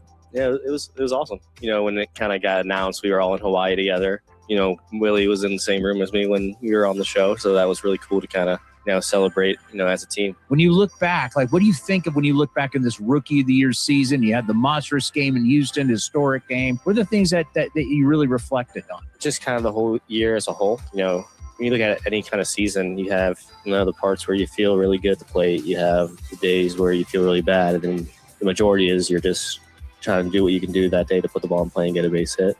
It's not a good day if you don't get the team win as well. So that's kind of what I've reflected the most about is, yeah, I did all these great things, but it's got to lead to October. And that's the most important thing. You can watch the full interview at youtube.com/athletics. A's Cast Live continues from the studio. Here's Chris Townsend. All right, Michael Kelly is going to join us in just a little bit. Chris Townsend alongside Commander Cody. And do we have Johnny D? 1 second. Now we do. What's up, Johnny? Hey, what's up, fellas? Hey, I did you hear the show earlier? I've been bouncing all around this surprise stadium. What do you got? Have you been surprised since you've been there? Nice. I'll tell you this, Townie. I love this little nugget of a ballpark. I love this place. I know it's an hour away. People complain about it. I don't care. I love this place. I think it's a great place. It's where I took the stolen car last year. That's right. Yeah. Hey, if I was when I steal a car, I'm going to go out the middle of nowhere. I'm going to surprise. All right. Every time you've stolen a car, you've gone to the middle of nowhere. Every time. You're never going to get caught in Surprise, Arizona. No, that's no question. Get it? You're not going to. All right. Johnny, we were trying to figure out because Cody called yesterday a must win. Every once in a while, you got to call. It's time for a win. Yeah. And we went, what was different about yesterday than the other first four games? It wasn't fun to see the offense get going. I mean, it's just fun to watch they were hitting everything hard. No, that wasn't it. It's not the offense. What was the pitching? What do you got? That wasn't the pitching. There was just something different about. Oh, I know. I wasn't calling the game. I'm just saying. We're talking. People are talking. I'm just saying. Hey, I thought this was before we get into A's. I thought this was hilarious today. Cody Bellinger, whole article MLB.com. Cody Bellinger's dream is to win a championship in New York, to be a part of Yankee lore, right? Yeah. Oh, the Yankees, the what do they call it? Not the Hall of Champions, but what do they call it when they do the parade in New York? Something, the Highway of Champions, whatever. I grew up in the Midwest, where they have all the parades there. There's that name for it. I can't remember. And he's talking about all of that. Let's not forget he negotiated in his contract and opt out in year 2 and year 3. What I thought was so funny about the Cody Bellinger, because I've heard his take on it. We're all here to win a championship. I've heard that every time I'm thinking, Cody, no offense, but there are 29 other teams saying the same exact thing. They all want to win a championship, right? It's like, of course, you all together to win a championship. That's what we're all doing. So I found it kind of funny too, and because I've heard that bite, that sound bite on MLB radio 1,000 times, and I'm like, yeah, I think they all want to win a championship. Call me crazy. Well, it's just, to me, it's Canyon of Heroes is what they call it when they do their parades. Whether it's it's like, I love this organization. I want to play here. And then behind the scenes, you're Scott Boras negotiates every way for you to possibly get out of there. Right, exactly. Right. So it's like, I mean, we want to talk loyalty and act like it still exists, but it's like, come on, man. When you want multiple opt-outs and opt-outs after this year, stop telling me how much you love it. Stop telling me how much this place means to you. You want to be able to have leverage. And if someone wants to offer you, if LA comes in and says, hey, Cody, we're going to offer you $2 more, he's back to Los Angeles. And that's where I've always wanted to win a championship is LA. This is where, I've always said that. I want to be in LA winning the championship. I have missed the traffic and smog so bad. I have wanted to be back at Dodger Stadium. Right. Absolutely. How was your day off? Great day off, man. Great day off. Wednesday, I did just got a lot of stuff done with my car, and I know they were roasting me yesterday about my car. I got some clothes. Yesterday I watched the game, but it's been nice couple days off, ready to roll today. But yeah, it's been good. I love it out here, man. Love it. All right, the biggest story today is Jamie Arnold. Like this kid, yes. It's like he's this year's Nick Kurtz. Like, as we said last year, and we talked about it when we did the games together, and we'll do games together next week. We're like, hey, Nick Kurtz, I mean, could he start the season here? I mean, it wouldn't have been crazy. People thought we were kind of crazy, but it wouldn't have been crazy. Now we know, hell, he probably should have started the season with us. Do you get the sense and the feeling that this is just Nick Kurtz 2.0, and Jamie Arnold could be a guy that's here really, really, really fast? I think really, really, really fast. Yes. I don't know about breaking camp with the big club, but I think you're right. I mean, look, that article by Martin Gallegos was outstanding. And there is kind of an Arnold buzz as there was a Kurtz buzz. And the fact Daryl Hernandez talking about the fact, man, that guy is nasty. The live BPs and the guy saying, wow, this guy has electric stuff. So I'm excited for today. I mean, I've been excited since I heard on Tuesday was going to be here, or Tuesday or Wednesday was going to start on Friday or get in there on Friday. So I can't wait to see what this guy can do. And yeah, there is a buzz around camp about this guy. No question about it. Well, the main thing today when you're watching it for me, and I guess we don't have a show tomorrow, right? No, Monday. Well, scratch that, but just keep it in your memory bank is what's different about him is he has natural funkiness. He's funky. Yes. He hides the ball. It's the lower release point. He's not right over the top. A lot of lefties aren't anyway, but just this is kind of his superpower. Guys, we mentioned this with Jacob Lopez last year. Guys who hide the ball longer, players don't be able to recognize what the pitch is until later.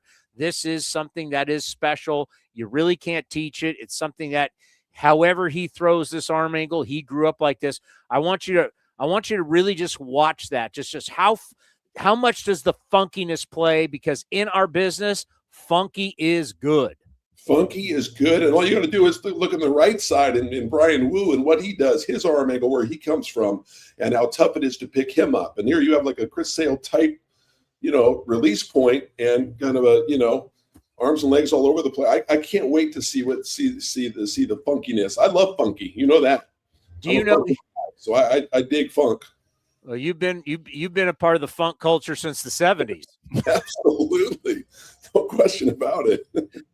All right. Do you know the last time he pitched in a game? Oh man, obviously with Florida State. Correct. Wow. June against the Oregon State Beavers. Oh my. In the regionals. Oh man. That's the last time, Johnny. Like, it's great when you go out and you're at camp and there's some people around in the front office. This is a game. This is the first time you're like, there's an umpire. There's not a pitching coach calling balls and strikes. There's an umpire. There's fans. This is a game. It's a warm-up. It's a real stadium. It is insane to think that this kid hasn't actually been in a real game since June. That's amazing. I mean, how about the fact that, I mean, how many minor league innings will he have before he joins the big club, right? I mean, this is amazing. I'm so that's a great stat right there. It's been almost 2 years since he pitched. About a year. It's almost a year. It was last year. Sorry. Yeah. Use that in your broadcast today. What was it? Give Johnny the exact date. My math ain't great. It's June 7th against the Oregon State Beavers. He went 6 2/3 and gave up 1 run and struck out 9 for Florida State. June 7th, 2025. Yep.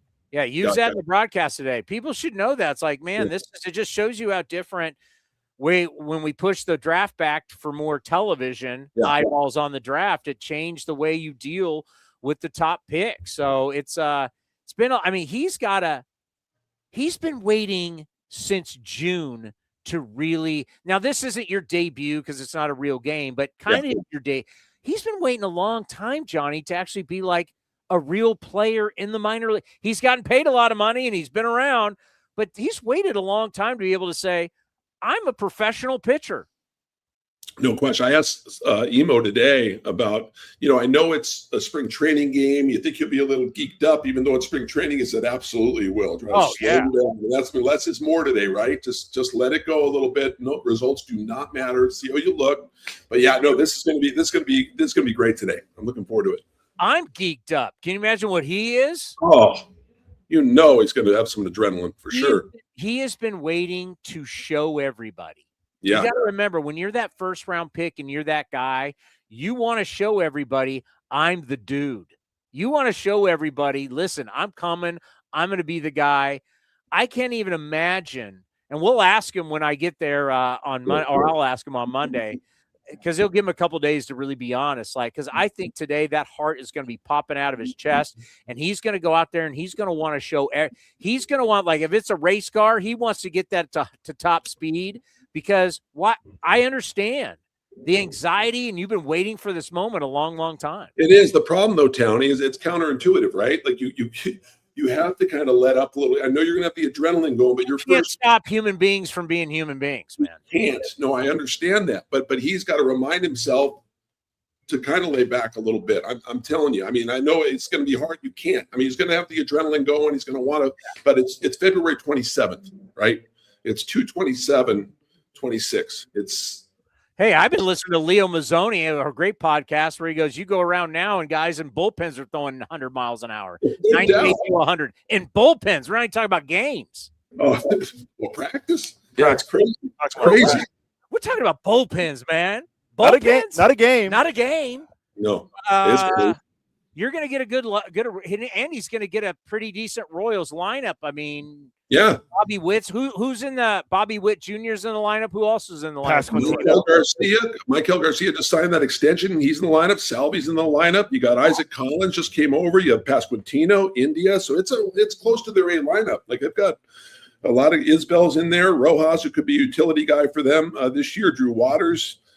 Should get a starting spot. So yeah, you got their pretty much their A lineup in here. Yeah, you know, Salvi's in there. My God, to let everybody know, if you are listening on your way to the ballpark, because Pasquatch is there. Pasquatch is only in Kansas City. Sasquatch does not make the trip. We do not get sightings of Bigfoot. Right. Surprise. Yeah. Which Pasquatch is a regular season. Yeah. I still think that is one of the best things in baseball. Now, did you, when we've been in Kansas City, has he hit a home run and have you seen it live? Yeah. Is that like the coolest thing to see Bigfoot walking around the house? It's the best. When I see that, I mean, I don't want to ever see him hit a home run against the A's, but wow, that's remarkable to see that. See Pasquale. Whoever came up with that, like Bigfoot is real. And so is the Yeti. I do believe. That's another show. I do believe. I believe everything I read on the internet and everything that I see on social media. Bigfoot is real, but he for sure is real at Kauffman. Do they still call it Kauffman Stadium? Kauffman Stadium in Kansas City. Bigfoot is real. I've seen it. You're right. I've seen it. What else we got today? What else are you looking forward to? Well, I'm just looking forward to see if the offense can still get rolling here. You have Wilson, Soderstrom in there, Cortez, Muncy, Hernandez is having a solid spring so far. Denzel looking for his first hit. So yeah, Jeffrey Springs, I'm excited to see him. He'll probably go 2 innings. That I'm looking forward to. So yeah, I mean, it's just as we get closer. Look, it's still February, but getting into March, getting a little closer, and that's what I like. Just the slow progress of guys, and then we get into the guys where they're stretched out a little bit more, and then you see 50 to 60 pitches, and then I like as spring training progresses what the progress is. It's always fun. You mentioned Cortez, and that's a guy that we're not going to talk a lot about. I mean, it's not something unless he just goes off, highlight too much. But he is a player who essentially looks like he was blocked in the Mets system, comes to us, gets called up, and does nothing but hit. And you just sit there and you go, man, this kid as a 4th, 5th outfielder could be very productive. And he's short. He's athletic. We know the ambidextrous thing, and he can play in the infield and everything, but we probably won't see that. But just the fact in the outfield that, spring training's different for everybody. This kid is really fighting for a job, and he's somebody that if he can make the roster could really help us. Well, yeah, and he's got a gift that not too many people have in this game, the ability to come off the bench late and give a productive at bat. He's a solid pinch hitter. He's able to slow the game down, and he has that ability. The great pinch hitter is not comparing him to Lenny Harris or Smokey Burgess yet, Denny Walling, but he is going to be like he's a really good guy off the bench. He just was Smokey Bridges. Smokey Bridges, yeah, he was a great pinch hitter back in the day. Yeah. Who's the modern day good? Who's the guy for the Marlins and the Phillies? That was a good pinch hitter. Was it Dobbs? Greg Dobbs, was that his name? We don't have a lot of pitch hitting these days. This guy was like yeah, you don't see it as much now, right? With the DH and both, but Lenny Harris was a great pinch hitter. Oh yeah, fantastic. Denny Walling. But it's a gift, man. It's really, really difficult to be a good pinch hitter. And Cortez has that gift, able to slow down, give you a bat, foul off pitch after pitch. So yeah, he's tremendous. Look at my poll. Lenny Harris, they got as the greatest pinch hitter. What do they got? It's whatever AI brings up on Google. In 18 seasons, Lenny Harris had 212 pinch hits. That's unbelievable. That's amazing. Mark Sweeney had 175. Smokey, that was the one. Yeah. Smokey Burgess had 145. Good call by Johnny. Smokey, I like it. I like it. Who has the most career pinch hit home runs, Johnny? Put you on the spot. Denny Walling. Former Athletic as well. I was just Matt Stairs. Correct. Matt Stairs. Why would you not be shocked if it's like Babe Ruth? Because he's like every once in a while, Babe showed up hungover late and knocked one out. Right. Whenever you do any like home run records, it's like Bonds or Ruth. I mean, it's like right. That's all you need to know. Absolutely, Johnny. I will be in the Valley of the Sun Sunday night. I believe we'll be calling our game on Monday. I'm very excited. Anytime I get to work with you, I'm very excited. Oh, we're gonna have a blast. We always have a blast, T. I can't wait. Really excited. I do remember the first game that I ever did with Johnny, and Johnny's like, "Hey, remember, you're just the pregame guy." That's not true. That is Johnny went full chick turn in winning time. Anytime Pat Riley would talk, Johnny go. Yeah, I will point to you when it's your time to talk. Yeah, that sounds like me. That does. Yep. I'm Ed McMahon. Johnny's Johnny Carson. You're correct, Johnny. By the way, that's you guys recognize Johnny Carson, right? You know yes, Johnny. Yes. Of course. Sometimes Johnny won't. No, I know. Sometimes Johnny, I'm starting to realize that these old references. We're getting to that age, Johnny, that like you guys see Conan O'Brien with guys like Cody, right? Conan O'Brien and Jimmy Fallon. It was Letterman and Letterman, Conan, Jay Leno. I guess then I would be Paul, and he would be Letterman. Yeah. I'd be over there playing the music. Dance. I'm excited, Johnny.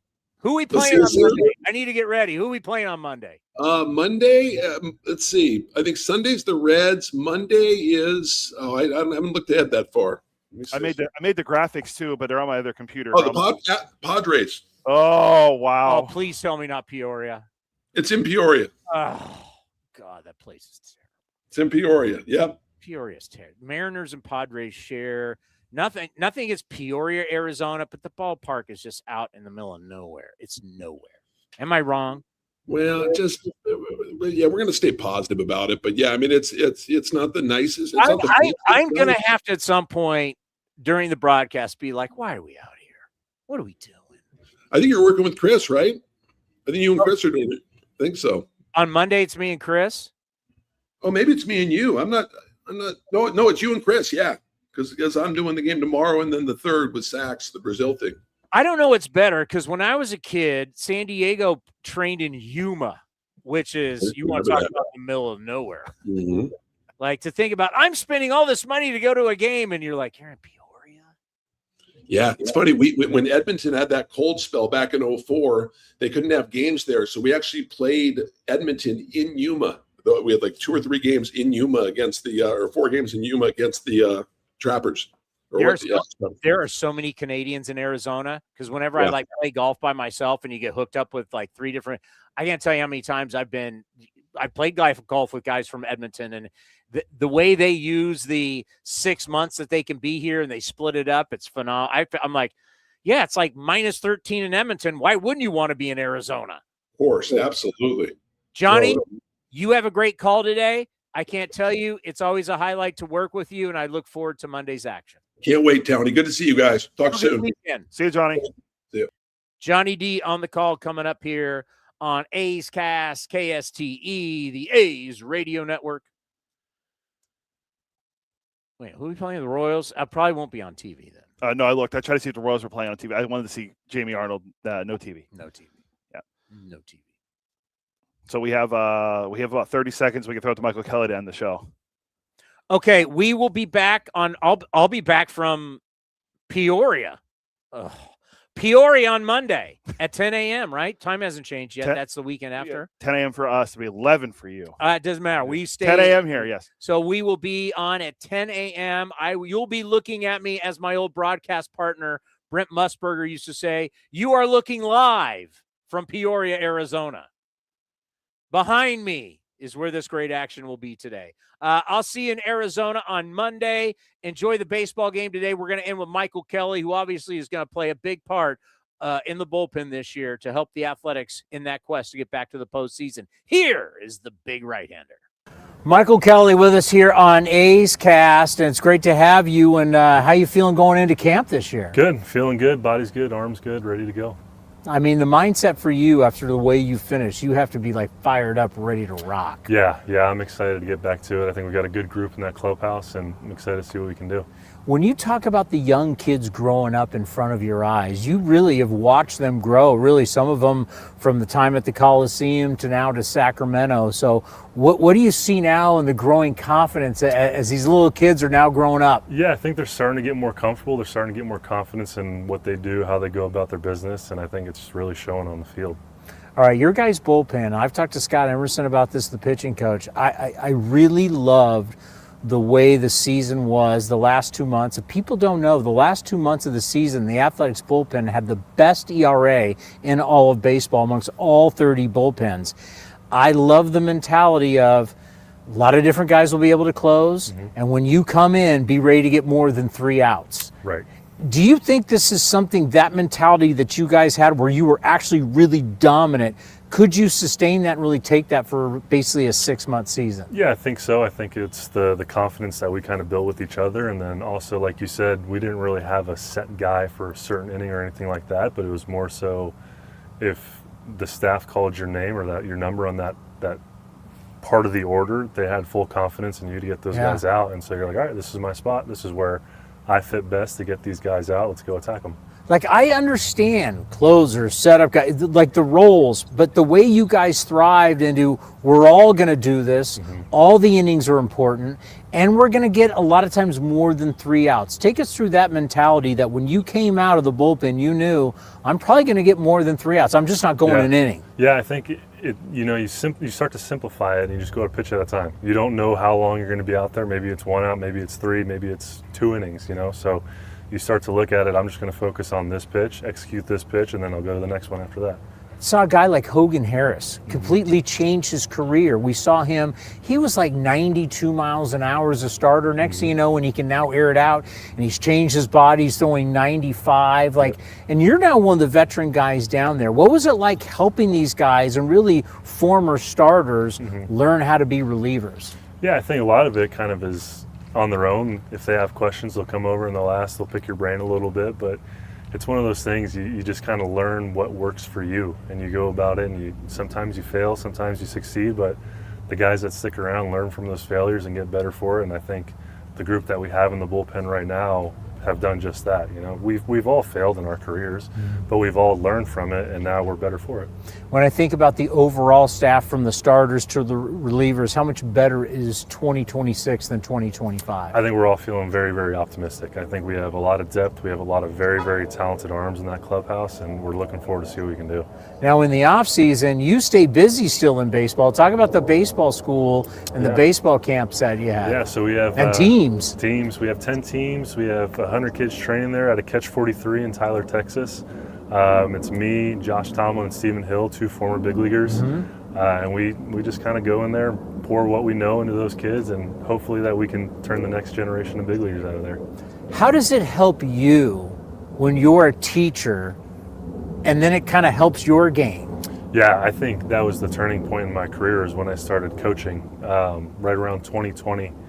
Started coaching and teaching kids, and you know, I'd be telling them something, and you got to do this or that or whatever, and I'd be like, wait a second, I don't really do that. And so it was kind of like you look in the mirror moment. Yeah. And so you start to learn yourself a little more. You start to learn mechanics and pitching and understanding all of it, because you want to lead these kids the right way. And so you're not just kind of blindly going out there and throwing a baseball as hard as you can. Now you have some sort of thought going into it. So, I mean, for me, it truly has been the turning point in my career. And how about for the love of the game, too, when you're teaching these young kids and you start to see the game through their eyes? You've had it through the big leagues for so long. Right. What is it like seeing it through their eyes? Yeah, I mean, it just, like you said, the love of the game, it kind of rekindles that, and you start to think about when you were their age and the dream that you had and what you want to do with the game, and then you start to sit back and see, you know, how can I help this 8-year-old kid I'm working with? How can I help him take the steps that I took to get to the point where I did? All right, this spring training, going into this season, normalcy has to feel real good for you. It does. It's nice to be back out here, back in spring training, being around the guys, kind of all working together for one common goal, and that's the win. Now, I say normalcy, it's not total normalcy, because I've been asking everybody, what's the coolest thing that's happened to you this offseason that's not baseball? We've got engagements, there's weddings, there's all these different things. How about you? What happened to you this offseason? We had our second baby girl. Yeah. So we had a very full, busy offseason, but it's been great. Yeah, it's just the change in life can help you so much, not only what it does for you at home and the love and everything, but the perspective as a professional. Absolutely. You got to learn a little bit of time management and make the most of your time and be efficient and all of that, yeah. So you're basically starting the season with an infant. How's that going to play? Yeah, we'll find out. I think it'll be all right, but we'll see. So the family's going to be in Sacramento, and it's going to be could be some late nights still for you. That is for sure, but it'll be all right. We'll make it work. Well, I'm so happy for you and where the direction your career's going, when you came back and the way you threw the ball. And I think the way that, you know, to think that you trade an all-star closer and the bullpen got better, nobody saw that. And that's why I love this mentality, and I hope we carry it through, and to see that so many people feel like anybody can get the big outs, anybody can come in, all of you guys can go more than one inning, can really help this team be successful. I'm really looking forward to watching it this year and watching you close games, get some of the biggest outs, and it's going to be great. Sounds great. I'm looking forward to it. Stay healthy, and we'll see you back in Sacramento. Sounds good. Appreciate it. Tickets at the A's ballpark in Las Vegas for just $19.01. The amount honors the founding year of the Athletics franchise in 1901. By joining the priority list, you'll get an early opportunity to grab season tickets before they go on sale to the public, while also supporting youth baseball and softball programs across Southern Nevada. To secure your spot, visit athletics.com/Vegas.